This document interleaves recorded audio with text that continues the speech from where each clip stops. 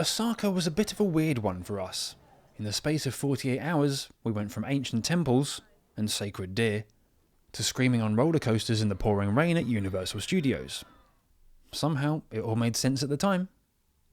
After our heavy last night in Kyoto, we'd taken full advantage of our late checkout time and didn't depart for Osaka until gone 2 PM. Thankfully, the two cities are super close, so it only took around half an hour from Kyoto until we'd arrived at our hotel in Osaka. So the plan was, at least for me, to get to the room and then pretty much head straight out after a quick freshen up. You know, Chris is still feeling a bit worse for wear after last night. But anyway, short version is I laid down, made that mistake and fell asleep. So it's now gone 7 o'clock, but I'm still going to head out and just have a quick explore and see what I find. I got a train to the Universal Studios City Walk, went to the Hard Rock for dinner, and that was basically it. And if it seems like I'm skipping over this bit, that's because we'll be back here properly later in the video. The next morning, Chris was feeling a bit more sprightly after a good long sleep, so it was off to Osaka Castle to kick-start the day. Quite a nice place to have a drink. Quite a nice place to have a drink indeed. Ooh, foreshadowing. Osaka Castle is one of Japan's most famous landmarks. Originally built in the late 1500s by Toyotomi Hideyoshi, a powerful warlord who played a major role in unifying Japan. The castle has been destroyed and rebuilt multiple times over the centuries due to war, lightning strikes and fires, with the current main tower being a reconstruction completed in 1931. Inside the castle is a museum. We bought tickets online for £5.65 each. The museum focuses heavily on the life of Toyotomi Hideyoshi and the history of the castle itself, with samurai armour, historical artefacts, old battlefield maps, and miniature recreations of key moments from Japan's unification period. As well as the museum, there's an observation deck on the top floor, giving you majestic, sprawling views over the castle grounds and city. Yeah, I think it's definitely worth coming up here, isn't it? Yeah. Really nice view, chilled, Lovely bit of view. relaxed vibe. Yeah. So yes, quite a nice place to have a drink, specifically on top of the Miraiza building, originally built in the 1930s as the headquarters for the 4th Division of the Imperial Japanese Army. It's now home to shops and restaurants, with this terrace being a perfect place to relax with the castle as a backdrop.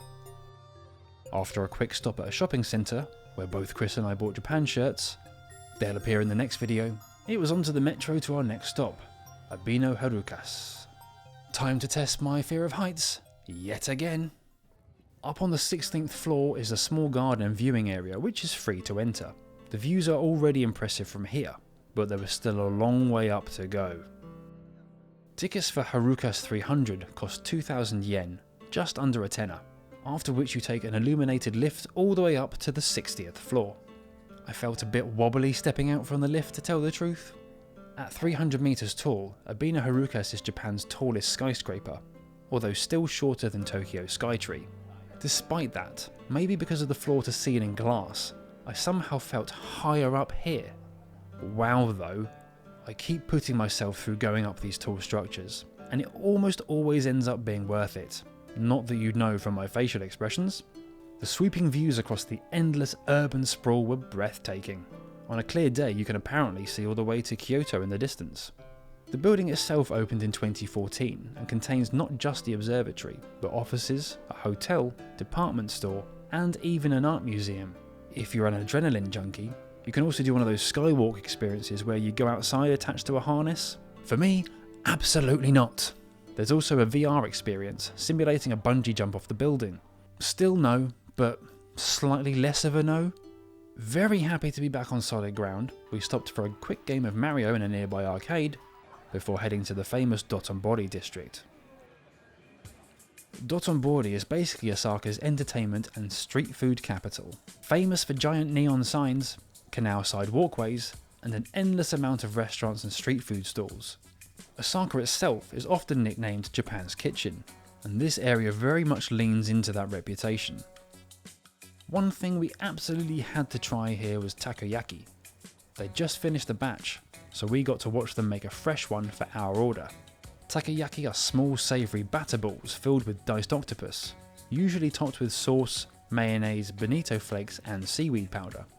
They originated in Osaka in the 1930s and have become one of the city's signature foods. While maybe not quite as life-changing as some of the other dishes I'd had in Japan, they were still very good. Light, fluffy, and with much better cooked octopus than I'd had in Kyoto the previous day. After that little street snack, of course we had to check out the Glyco Man. The famous Running Man sign first appeared in 1935 as an advert for a Japanese confectionery company called Glyco, and has since become one of Osaka's most recognisable landmarks. The current version is actually the 6th iteration of the sign. It's cool, but you don't really need to stare at it for too long. Honestly, I think the best way to see it is from the water, so that's exactly what we did. A short boat ride along the canal gave us a chance to take in all the neon signs from a different angle, and without having to constantly battle through crowds. There are loads of operators along the canal, so you won't struggle to find one without pre-booking. The takoyaki had filled a hole, but it hadn't fully satisfied us, so we walked about 10 minutes from the canal to Elk, a cafe known for Japanese souffle pancakes. I went for chocolate and banana, while Chris chose strawberry. The pancakes were ridiculously light and airy, and my first reaction was basically foodie amazement. However, in hindsight, I can't help but feel that most of that came from the toppings, and that the pancake on its own didn't really have much to it. I think we were both still recovering slightly from Kyoto, so this evening ended on a fairly chilled note. A couple of craft beers later, and we were ready for bed.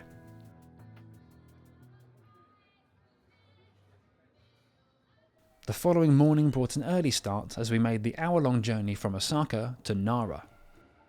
There are plenty of temples throughout Nara Park, but the main draw is definitely the deer.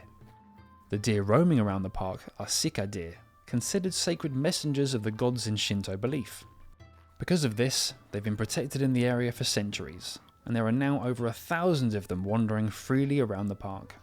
You can feed them, but only with special crackers sold within the park. Pro tip, if you bow to them, they'll expect food, so don't bow unless you're prepared to pay up. Time for a quick rant. There were signs everywhere telling people not to touch the deer, yet I still saw loads of tourists stroking them and grabbing them for photos. Is it really that hard to just follow and respect the rules? Within the park there's also a national museum, but we didn't go to that. Instead we visited the Okumura Commemorative Museum. Free to enter, it focuses on earthquake engineering and seismic safety, including an earthquake simulator recreating famous historical quakes. Chris and I both gave it a go, and interestingly, some of the smaller magnitude quakes actually felt more violent than the larger ones. Japan has 4 earthquakes a day on average, which is a mad statistic. The building itself is also engineered to withstand earthquakes, which suddenly becomes a lot more reassuring once the simulator starts shaking you about. Our bodies reverberating, we walked the short distance to Todaiji Temple, easily one of the most impressive sights we saw anywhere in Japan. Sorry dear. Once through the first gate, a pathway leads you towards the enormous Great Buddha Hall. You'll soon understand where the great part comes from. Entry costs 800 yen, about £3.75, and it is absolutely worth it. Todaiji was originally built in the 8th century and served as the head temple of all provincial Buddhist temples in Japan. The Great Buddha Hall houses a gigantic bronze statue standing around 15 meters tall, one of the largest bronze Buddha statues in the world. Equally as impressive is the hall itself. Despite being rebuilt in the 1700s at only 2/3 of its original size, it's still one of the largest wooden buildings on Earth. Around the far side of the hall you'll find a hole in one of the wooden pillars, said to be the same size as the Buddha's statue's nostril. Passing through it is believed to grant enlightenment in the afterlife, good luck and good health. Chris decided to give it a go, but as you can see, he couldn't manage to squeeze his frame through. All deered and templed out, it was time for a dramatic shift in pace. Remember earlier when I said we'd be coming back to Universal Studios? Well, boom, here we are. This dedicated train station basically drops you right into the action.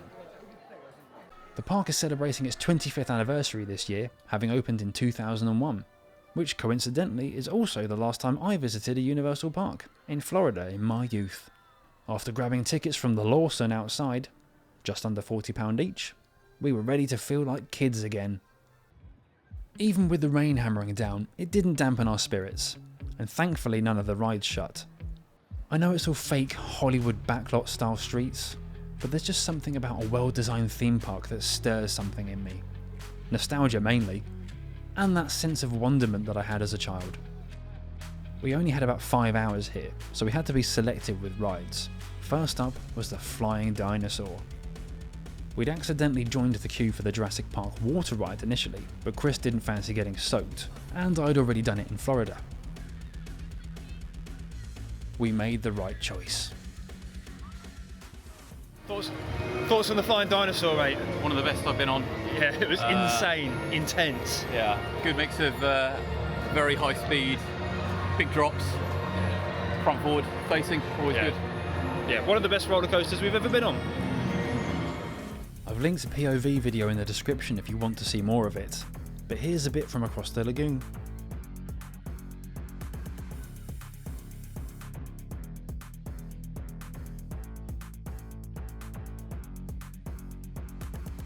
The park itself isn't enormous, but I think it's really well laid out. Next up was Hollywood Dream, a roller coaster where each rider chooses one of several songs to blast through speakers next to your head while flying around the track. There are 2 queues for this one, the front facing ride or the backwards ride. We played it safe and went with front facing. So, Hollywood Dream, what did you think of that one? Yeah, it was alright, pretty good. Good initial drop. I do enjoy a lap bar, it makes me more nervous. It was like a traditional coaster, a lot of kind of up and downs. Yeah. You know, there were no inversions. Pretty good though. That first drop though was good. Yeah, it was good. Especially someone's had just gone down, so. Yeah, well, amazing views at night for what you actually pay attention to. Yeah. Right, Jaws.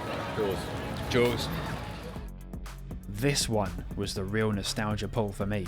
I loved the Jaws ride in Florida when I was a kid, and while it's not really one for thrill seekers, it brought back great memories, and was still genuinely enjoyable. A quick bite to eat at the American diner. God, I love a 50s style diner. Then it was off to Hogwarts. Now, I'm not actually a huge Harry Potter fan. I enjoy it, but I haven't even watched all the films. Still, from my limited knowledge, the wizarding world here seemed incredibly well done. Chris was actually in the first Harry Potter film. You can just make him out in a scene in the Great Hall and during the Quidditch game. Because of the increasing downpour, I didn't get our live reactions to going on the Harry Potter Forbidden Journey ride, but it's housed in Hogwarts itself, and with no real expectations, we both came out of it having had a thoroughly good time. It was excellent actually, you don't need to be a big Harry Potter fan to enjoy it. It was really well done.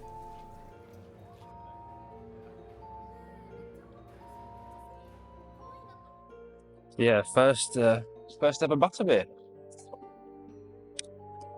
Oh yeah, you're right. That is top notch. That's great. That is. Yeah, it's dangerous. I could have had a big one. Oh yeah. And with that, Osaka was done. Before wrapping up though, I should probably address the elephant in the room. Yes, we went to Universal Studios Japan and didn't do the Super Mario World. It wasn't an oversight, it actually costs extra to go into that part of the park, and given the limited amount of time we had there, we couldn't really justify that expense, especially with neither of us considering it a must-do. Soz. Now that's out of the way, my final thoughts on Osaka. Honestly, I'm still not really sure how I feel about it, and that's a reflection on me, not on the city. From the viewpoints we visited, it was clear that Osaka is a massive city, but we only spent 1 full day there, so I don't really feel qualified to give some kind of grand definitive opinion on it. What I can say is that I enjoyed what we experienced, but this was very much an Osaka greatest hits tour rather than a deep dive. So yeah, apologies, I don't think I can give you much more than that on this one, but what I do know is by the end of the next video, I'd have a much more formed opinion on a different part of Japan. I hope you enjoyed this one, and join me next time as Chris and I cycle 70 plus kilometers along the Shimanami Kaido. Have a good one, and I'll catch you next time.